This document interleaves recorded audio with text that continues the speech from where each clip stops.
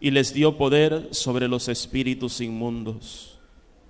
Les mandó que no llevaran nada para el camino, ni pan, ni mochila, ni dinero en el cinto, sino únicamente un bastón, sandalias y una sola túnica. Y les dijo: cuando entren en una casa, quédense en ella hasta que se vayan de ese lugar. Si en alguna parte no los reciben ni los escuchan, al abandonar ese lugar, sacúdanse el polvo de los pies como una advertencia contra ellos.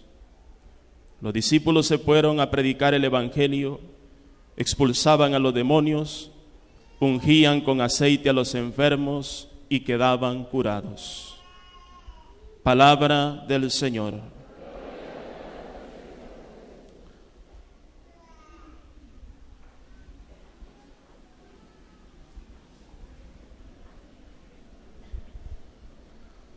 Queridos hermanos, nos ubicamos hoy en el 15º domingo del tiempo ordinario. Y vamos nosotros a responder, la palabra de Dios, mejor dicho, responde hoy a las siguientes preguntas. ¿Cuáles son esas preguntas? ¿Para qué estoy yo en la iglesia? ¿Por qué fui bautizado?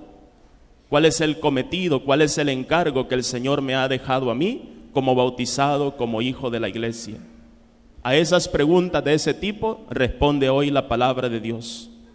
Porque, hermanos, la misión es urgente, el encargo del Señor es apremiante, y ese vasto mundo, hermano, que el Señor nos ha confiado, es para nosotros una grande responsabilidad, porque cada día son cientos y miles de almas que se van a una eternidad sin Dios. Y el Señor nos va a pedir cuentas a nosotros de esas almas condenadas.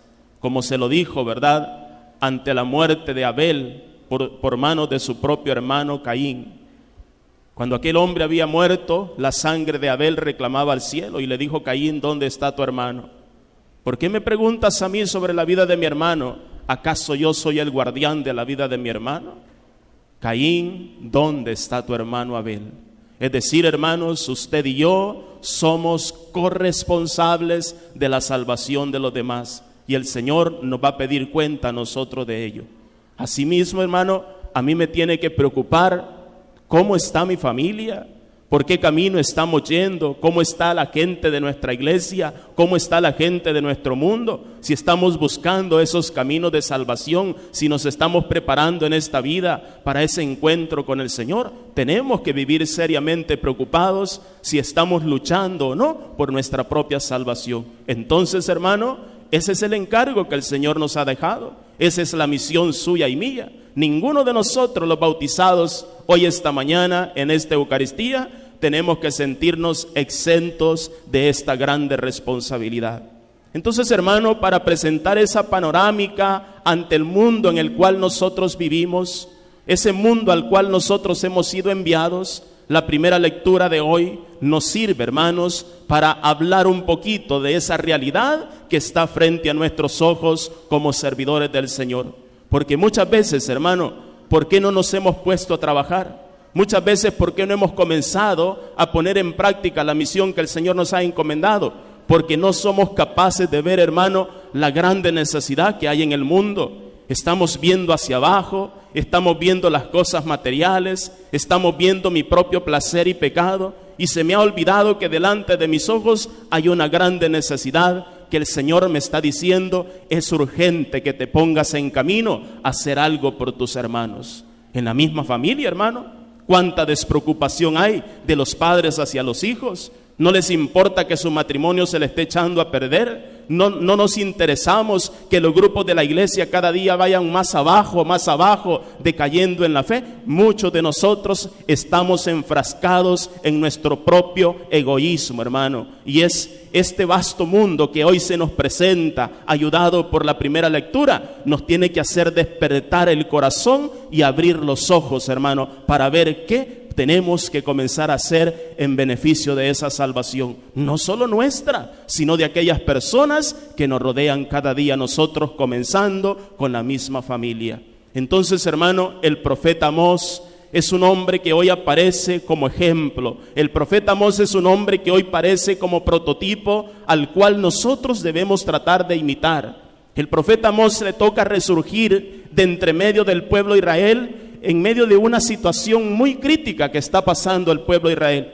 El pueblo de Israel había caído en dos grandes abominaciones. ¿Cuáles eran esas, hermano? Había caído en la idolatría y había caído en el materialismo.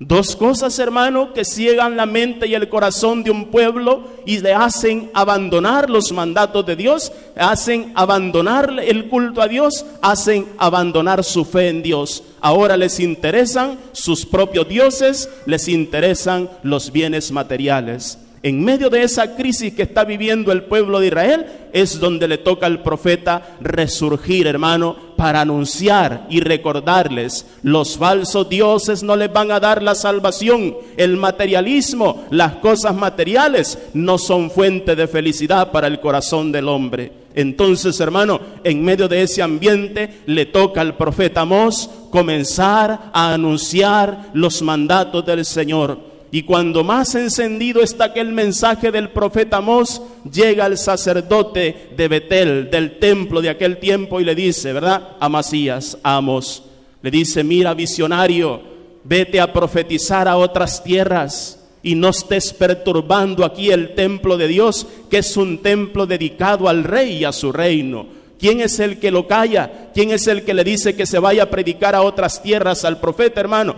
Es precisamente el sacerdote del templo. En aquel tiempo del materialismo y de la crisis en la que había caído el pueblo de Israel, entonces, hermano, el culto y el templo se habían vendido al reinado de ese tiempo. El rey de ese tiempo, del profeta Amós, era un reinado pagano, hermano. ¿Por qué? Porque el rey no había sido elegido por Dios, se habían tomado su propio derecho. Ellos habían elegido su propio rey a expensas de lo que Dios mandaba. Es decir, ese rey pagano estaba haciendo daño y el templo y los sacerdotes se habían vendido con ese rey. ¿No les parece algo actual en nuestro tiempo, hermanos?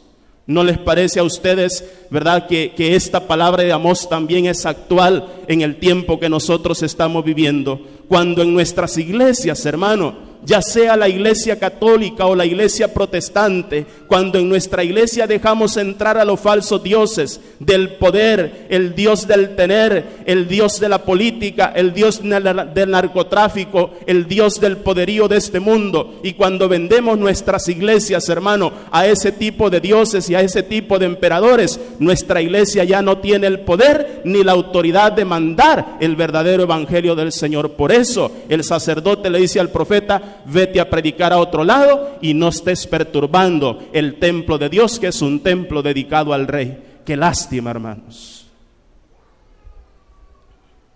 Cuando la iglesia se vende con el poder, qué lástima, porque ya no tenemos autoridad para anunciar el verdadero evangelio del Señor. Y eso estaba pasando, hermanos.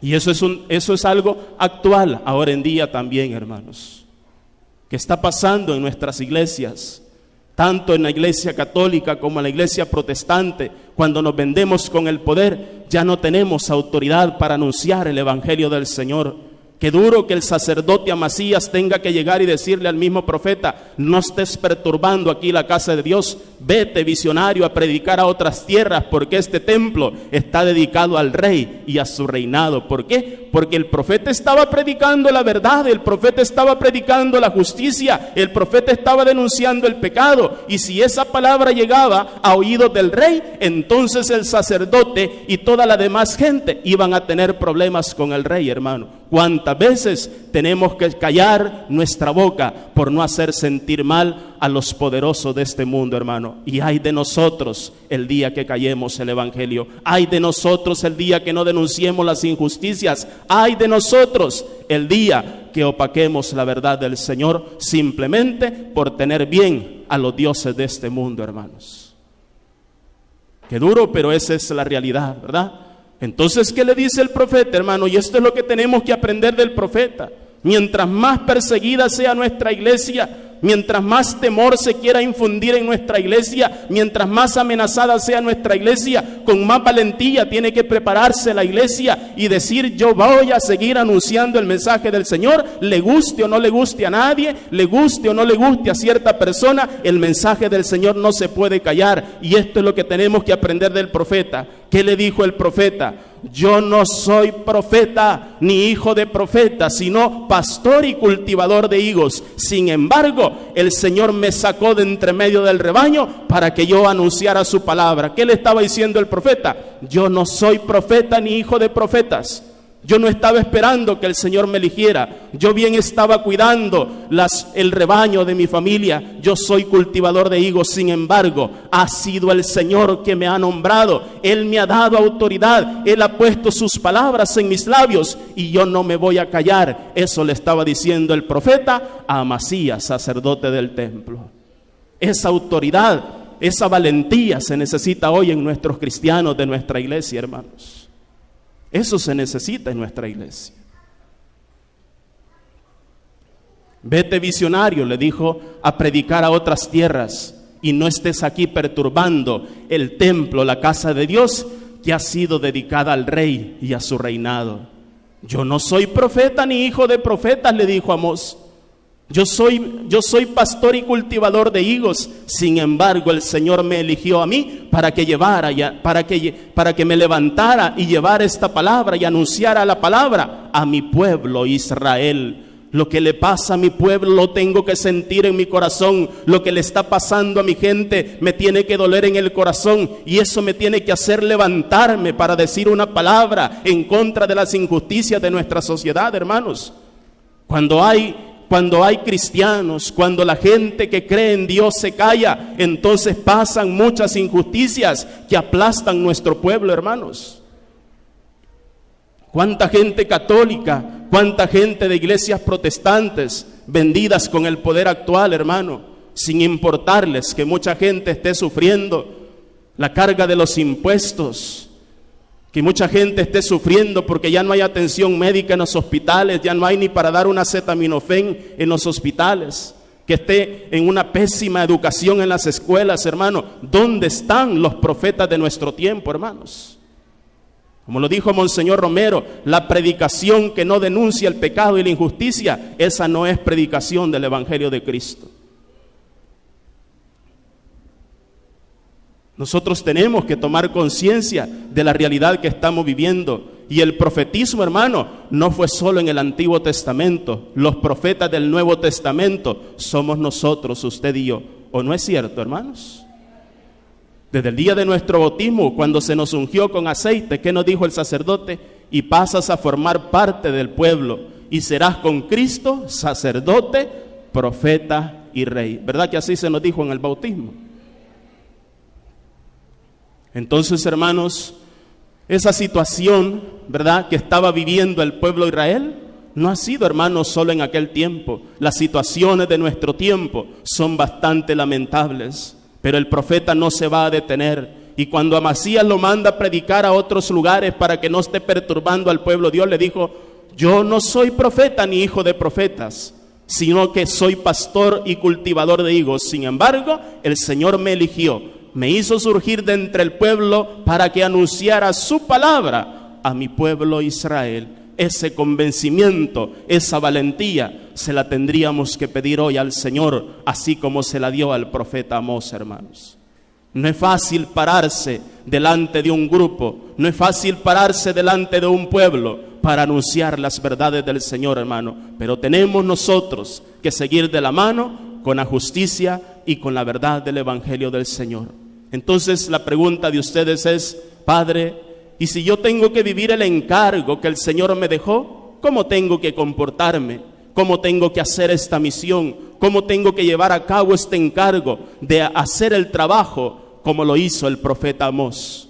Para eso nos sirve el Evangelio de este día, y voy a decir algunas recomendaciones que el Señor nos da hoy en el Evangelio. Dice hoy la palabra del Señor en el Evangelio de este día, que el Señor llamó a los 12. Ahora el Señor ya no lo vamos a ver en Nazaret, donde fue rechazado, lo vamos a ver en Galilea, llamando a los 12. Hasta ahora, hermano, los apóstoles han estado actuando con Jesús. Hoy el Señor los va a mandar para que vayan y actúen en su nombre, para que vayan delante de Él. Y la palabra ya no dice hoy discípulos, la palabra dice hoy apóstoles. ¿Qué quiere decir? Apóstol significa enviado, mandado con una misión en particular. Y dice el Señor, escogió a los que Él quiso, llamó a los 12 y luego los envió de 2 en 2 con la autoridad y el poder de expulsar a los demonios. Estos son signos que aparecen en el Evangelio, hermano. Cuando el Evangelio dice que el Señor los mandó de 2 en 2, ¿qué quiere decir esto, hermano? Que la evangelización de la iglesia, el anuncio del mensaje del Señor, se hace siempre en comunidad y desde la iglesia. Muchos hermanos quieren ser servidores del Señor, pero no quieren ser parte de la iglesia. ¿Cuánto predicador loco anda por ahí, hermano, sustentando quizás muchas veces, buscando el dinero para su propio bolsillo, fundar sus propias iglesias por intereses particulares y egoístas? El Evangelio del Señor solo se anuncia desde la iglesia, desde la comunidad, hermanos.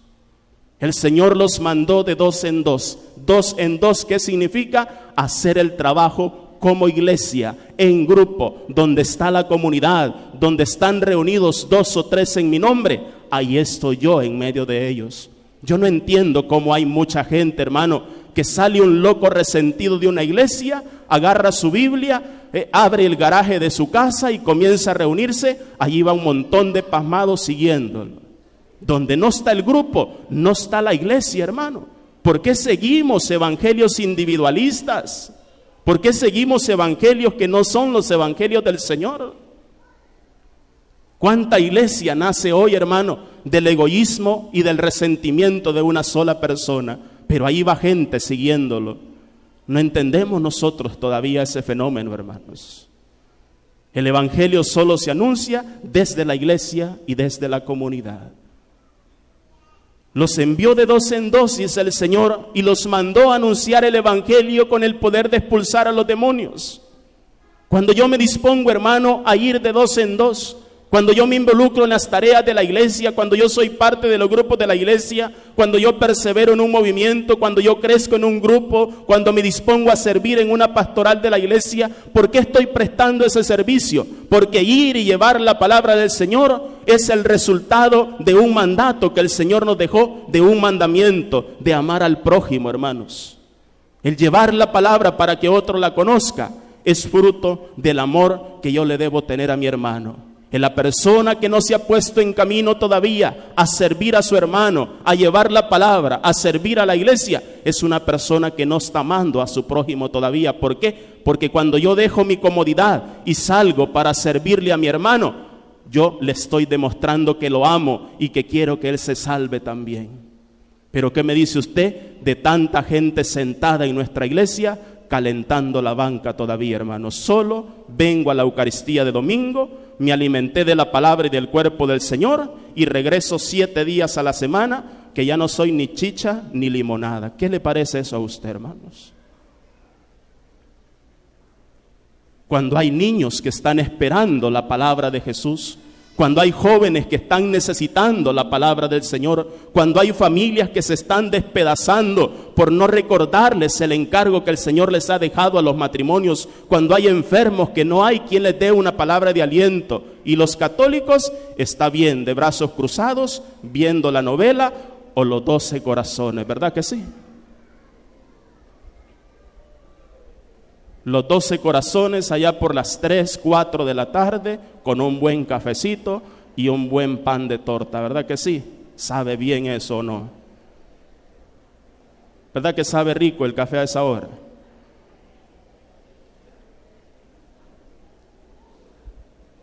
Se oye un ruido así medio raro, no sé por qué.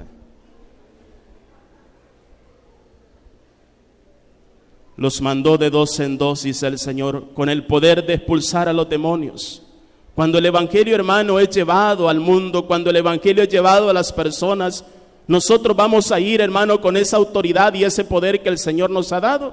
¿Y qué quiere decir eso, hermano? Que cuando el Evangelio salga de las 4 paredes de la iglesia, vamos a lograr nosotros muchas conversiones.